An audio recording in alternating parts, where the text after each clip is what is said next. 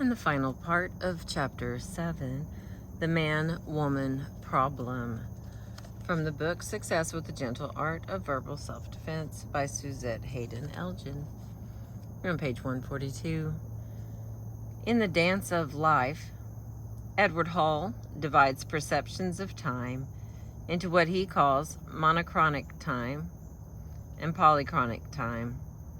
In monochronic time systems, like the American one, only one thing is done at a time, and it's finished before some other thing is started.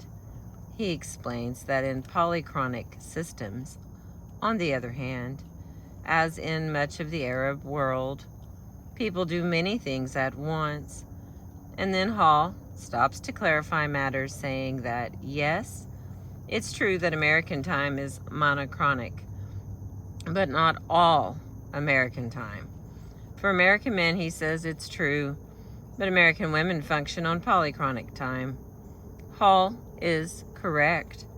A very large percentage of American women must cook the dinner while they watch the children, while they help with the homework, while they fold the laundry, while they answer the phone, while they listen for the baby to cry, while they study for an exam. The luxury of doing each task separately, of finishing one before beginning another, is not part of their lives. This goes a considerable distance towards explaining why women who step into formally male roles are so often perceived as disorganized or having no sense of time. It explains why women have trouble with the traditional corporate long-range planning process. And perhaps most important of all, it explains why so many women do not seem to have any firm concept of how long it will take them to do things, or how long it will take others.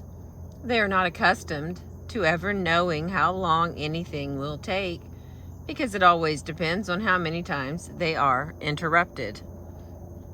Conversely, it may also explain why so many male professionals are made irritable and tense by scheduling systems that require them to run back and forth between various consulting or examining rooms instead of completing each transaction before beginning another one. For males accustomed to monochronic time, this is bound to be maddening. Women should be far better at it.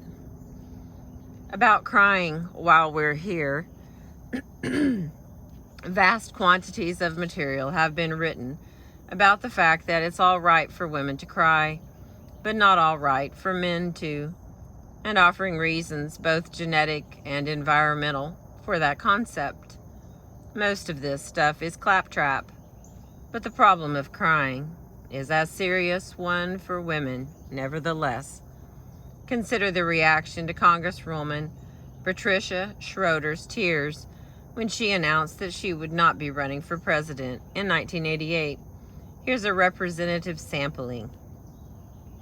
I got back to New York just in time for Pat Schroeder's 3 Kleenex declaration she wouldn't be going to run. James Brady in Advertising Age for October 12, 1987. Schroeder's tears got her more media attention than anything else she said or did during her campaign. While many women were sympathetic, others were embarrassed by her crying, feeling that it gave credence to men's worst fears about women. Mindy Shanbach in Executive Female for May-June 1988. Yet even Miss Schroeder's friends said they wished that she hadn't cried, at least as much as she did. Perhaps a tear or two, but not the weeping. Bernard Weintraub in the New York Times for September 30th, 1987. Nobody said of this incident, "Oh, it was all right for her to cry because she's a woman." In the piece quoted, which was entitled Presidential Politics, Are Female Tears Saltier Than Male Tears? Weintraub noted that former Senator Gary Hart grew tearful on a campaign stop when he visited his birthplace in Kansas to talk about his roots. Governor Michael S. Dukakis of Massachusetts brushed tears from his eyes at the dedication of a park in honor of President Kennedy. And President Reagan has choked up on numerous occasions, including the funeral service for the crew of the Space Shuttle Challenger. It seems perfectly appropriate, at least nowadays, for men to be tearful. And then he asks, but what about Patricia Schroeder? The clue is in his own phrase, perhaps a tear or two.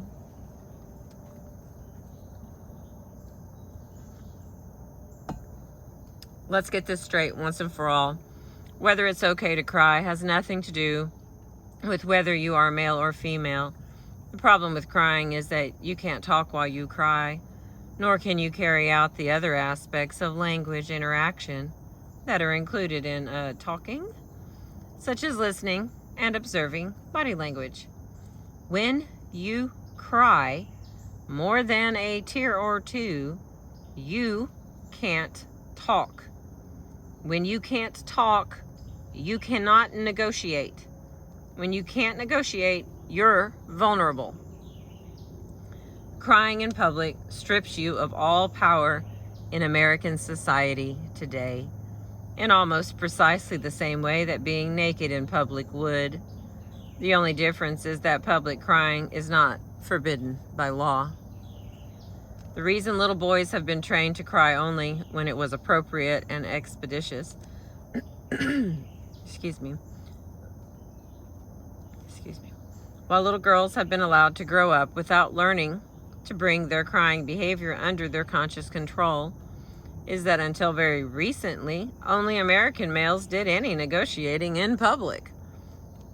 Knowing that Congresswoman Schroeder couldn't keep from crying on such a public and important occasion struck fear into the hearts of the voters, who translated their uneasiness into the murky sentence, she didn't seem very presidential. Not because she was a woman, and not because crying per se is considered unacceptable, but because she would have been vulnerable at the negotiating table. The notes for this chapter. There's only one, actually. 1.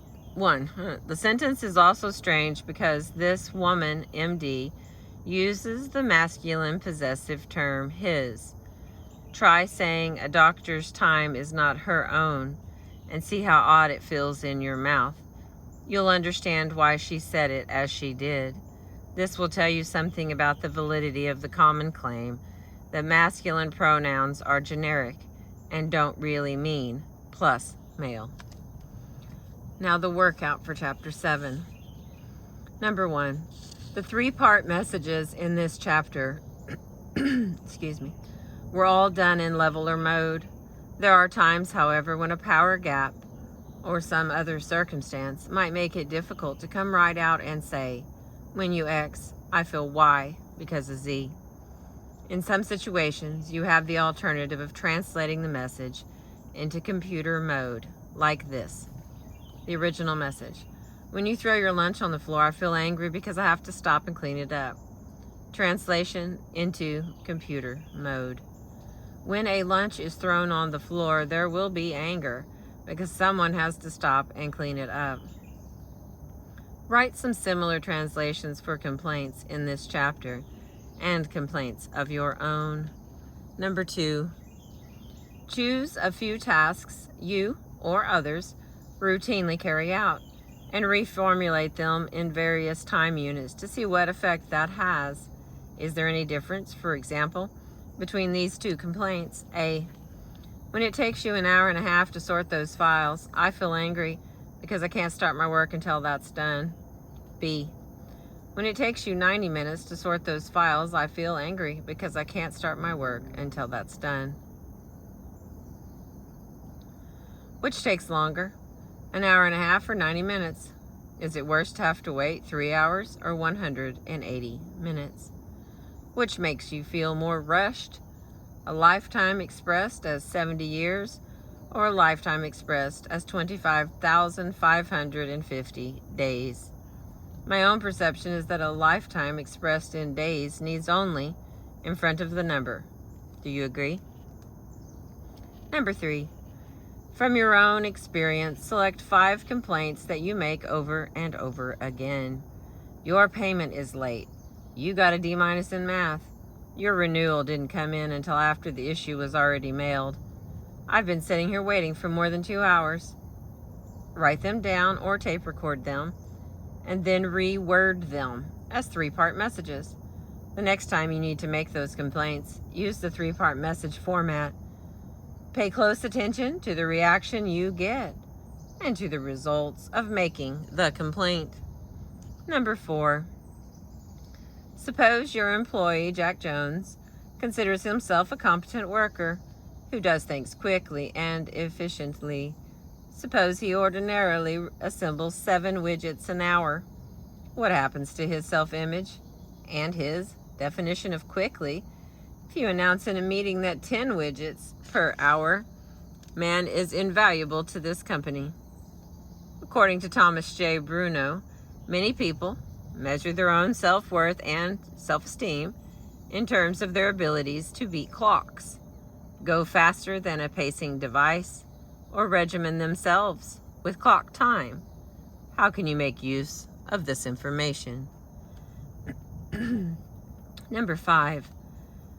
We're accustomed to sentences like, she assembles 7 widgets an hour, or he types 80 words a minute.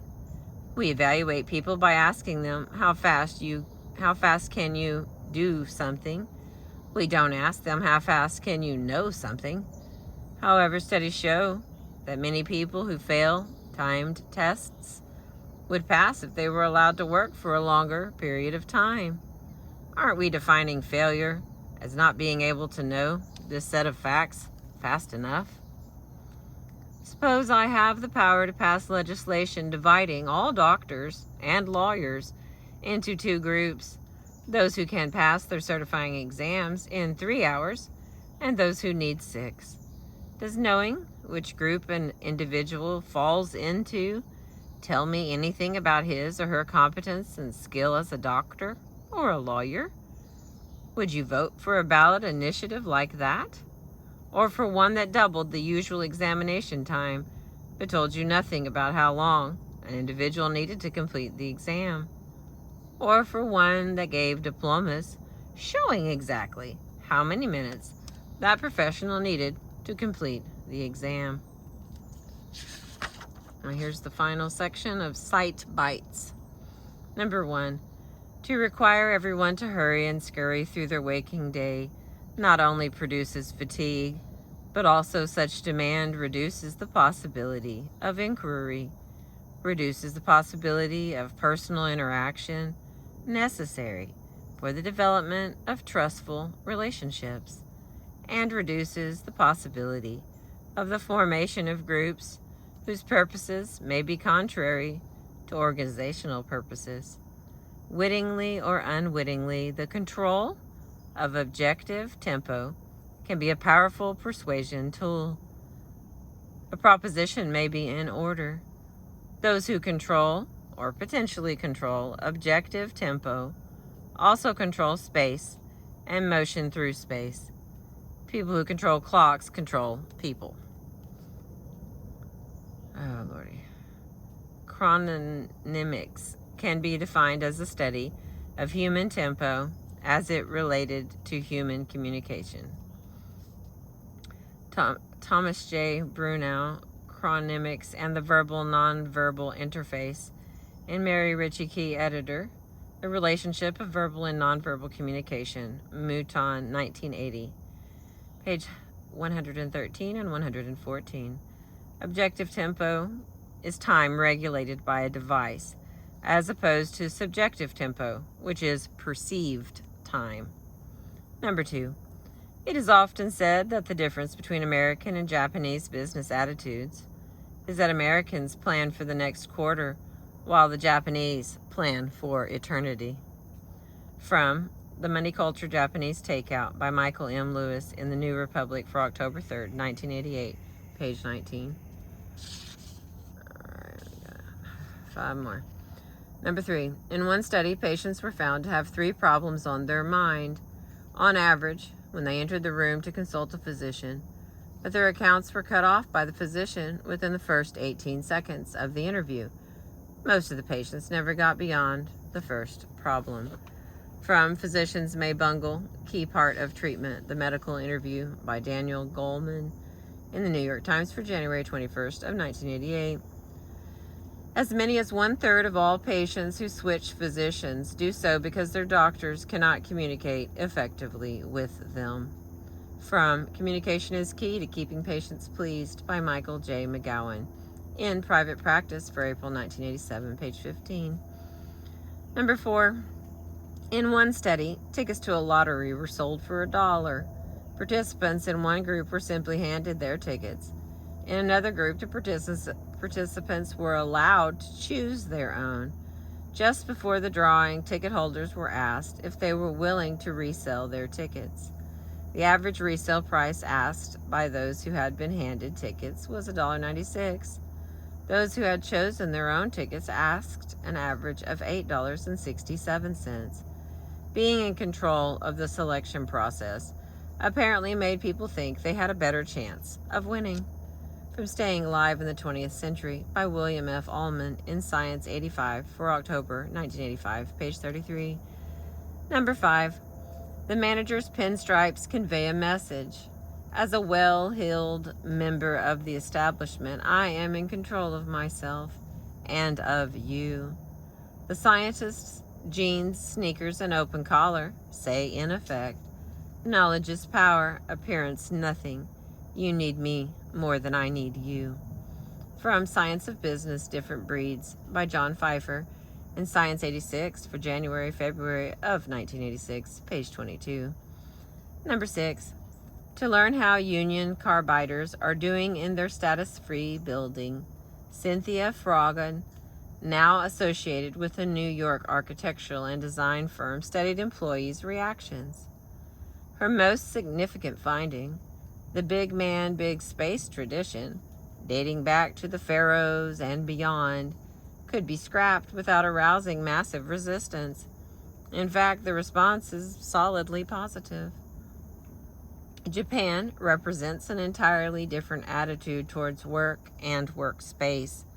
Privileged executives regard the offices they occupy as the company's, not their own, and certainly not as symbols of personal prestige. From Science of Business, Democracy by Design by John Pfeiffer in Science 86 for March 1986, page 19. Number 7. Most medical educators do not consider teaching students how to talk with patients an essential aspect of training for professional responsibility. From a review of Eric J. Cassell, Talking with Patients, titled Reviews the Doctor-Patient Conversation by J. Katz in Hastings Center Report for June of 1986, page 41. And the final one, number 8. Asked to explain how anyone could possibly get as much done as he does, Martin E. Marty answers that you must make a distinction between being busy, occupied, and scheduled. He says that busy is a horrible word and that occupied is even worse. I try to substitute the concept of scheduled for busy or occupied. If something takes up a space in the calendar book, something else cannot be in the same place.